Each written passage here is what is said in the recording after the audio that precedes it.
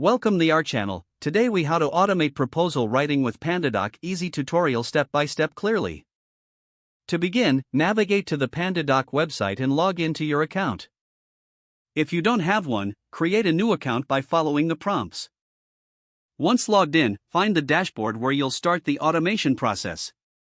Click on the Templates tab located in the sidebar menu. Here, you can either create a new template or select an existing one. To create a new template, click the Create Template button.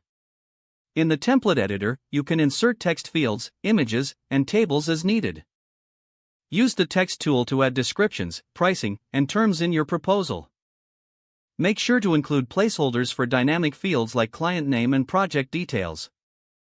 Next, to set up automation, click on the Settings gear icon in the top right corner of the editor. In the Settings menu, select Automations to explore the options available. Enable the option for creating new documents automatically based on your template. You can also decide when to trigger this automation, such as after a form submission. Save your template once you finish customizing the automation settings. Now, navigate back to the dashboard and select the Documents tab.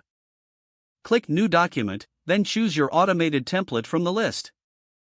Fill out any necessary fields that need to be personalized for the current proposal. Preview the document to verify that all details are correct and formatted properly. Once satisfied, you can send the proposal directly to the client via email from the platform.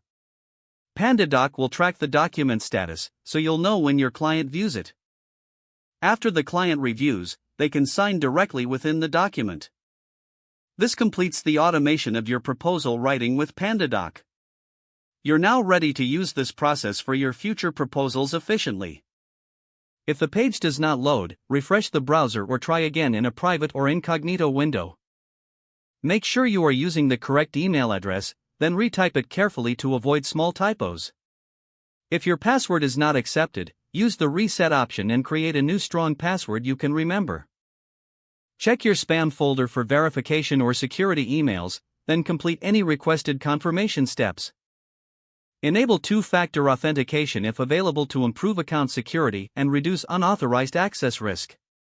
Don't forget to like this video and subscribe to our channel for more step-by-step tech guides.